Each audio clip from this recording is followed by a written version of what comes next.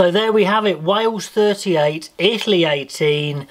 A strange game in a way, because Wales were the best team for the whole match, but Italy went ahead at times. They were 1 point down at half time, and it was a bit of a head scratcher as to why Wales weren't so much more in control of this game, and I think that was the way it was. Wales attacked fantastically well, some really good stuff, but then they kind of shot themselves in the foot. They let Italy get back in, and it was only towards the end that they ran away with it. But anyway, let's get into this game.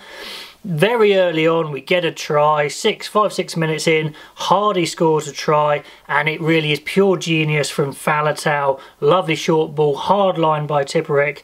He goes straight through, beautiful dummy, then a 2-on-1, Hardy scores, just brilliant try. 7-0. Wales were just, they looked so on top, to be honest. Their scrum was looking decent. Italy had flashes of really good stuff in that first half, but it's not enough quality there to threaten Wales, and I thought they looked well on top for the first 15 minutes easily. And then on 16 minutes, the speed of Wales' attack was just put Italy in all sorts of trouble. They were 5 metres out, and then the inevitable happened. Parry crashes over, 14-0. And it's genuinely looking like Wales are going to run away with this game, or at least stay well in control of this game. We had Lloyd come on early, which was exciting to see, but he didn't really get a lot of chance ball in hand. He had a lot of defensive work to do, which didn't go particularly well at times. But, you know, he'll be better in other games. And on 21 minutes, I'm just writing, it's the Faletau and Tipuric show. Regathering kicks into play on the loose ball. Just everything they were doing was class, as we know they are. You know, that's not really the surprise for Wales. They're trying to find more about young players, really. But it's just nice to see those two just again reaffirming their class. On 24 minutes, there are a few good things from Italy, good line-out still, but they are just hanging on, but they're hanging on at key times. When Wales are on top, they are just getting the odd turnover, forcing the odd mistake. For example, on 26 minutes, Zammit doesn't realise the ball was passed back into him, and he kicks the ball straight out, so there's a good attacking opportunity for Italy from a maul, from the 22, really hard-working attack.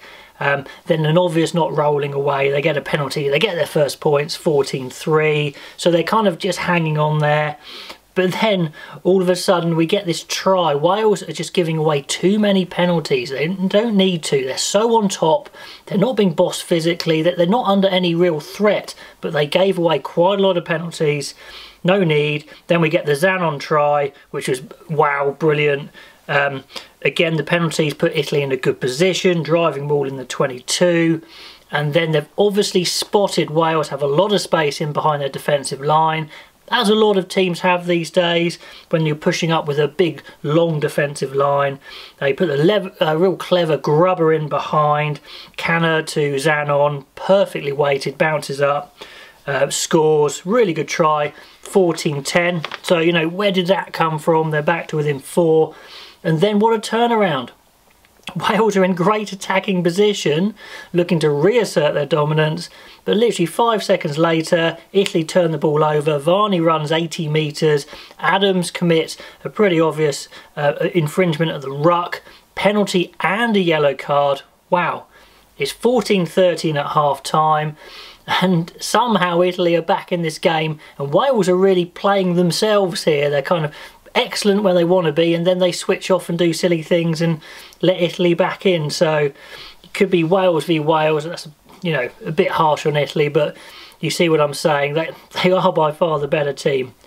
So, you know, there's going to be a few nervous moments there. Wales get a penalty to go ahead, 17-13, but then Italy's second try to put them ahead. Really good run from the fullback, exploiting the extra man they had still. Then a huge pass from Garbisi from left to right. Really good to Meyer, the 7. Great finish. Lloyd comes across and just gets absolutely swatted away like a fly, really. You know, it didn't look great, but, you know, tricky, but maybe another fullback might have made a better effort at it. No fault of Lloyd's, he's just tiny. Zamet doesn't particularly communicate well in defence, so the youngsters just showing some inexperience there. Anyway, Italy are ahead, and it seems almost crazy that they're ahead, but you know, fair play, took that chance very well. Then Wales get back up to full contingent, 15 men, and they start building that great attack again, which again, like I said, was really good all game. They moved the ball nicely, they interplayed nicely. It just happens that they're behind somehow. And they give away, make a mistake. It's a bit of a story of the match, and at this point you're thinking, what could happen here? Italy are hanging on, they're not dominating in any area, they're just staying in the fight. Then we get a change. Gareth Davies is on, incredibly dangerous 9, and he scores a great try. Again, Faletau makes the try, but brilliant pace from Davies to score. 24-18, bit of breathing space. They do get a chance, Italy do get a chance. Silly penalty with Zamet taking a man in the air, but they can't get anything going, lose possession. They have a couple more attacks, Italy, but again, can't make anything work. Wales, however, their attack really is popping. Gareth Davies makes another good break, but they do lose the ball under good, strong Italian tackles. And then the game finishes with 2 tries quite close together. Firstly, North's one was really good, swift transition play, moving the ball to the right, and then North picks and goes, powerful finish. Now, do I think he's a 13? No, I don't. But he ran strong, he ran hard, he's dangerous, he did what North does well. I just think he could do that on the wing, and you could have maybe a bit more of a all-round 13 at 13, but North played well, definitely. Then on 75 we get the last try, which is just brilliant. Caps off the performance from Tipuric and Faletau. Faletau again putting Tipuric in. Brilliant try for Tipuric. Sheedy also played well in that build-up, pumped the fake pass and put the pass in behind the rush defence. That was great. And the game finishes 38-18. So like I said, Wales' attack was good all game, lots of width, lots of interplay, but that discipline they'll be disappointed with. They need to control games more. Against good teams, they can't let their discipline cost them lots of points. They can't let errors cost them points when they're playing well. They've got to control that game a bit more. That's what they'll be working on. However, we wanted to see a PVAC team play like a PVAC team in attack, and we saw that.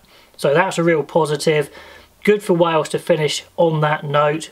Still plenty to work on, but yeah, they'll be happy, I think, in the end. Let me know what you thought of that game, guys, and I will catch you next time.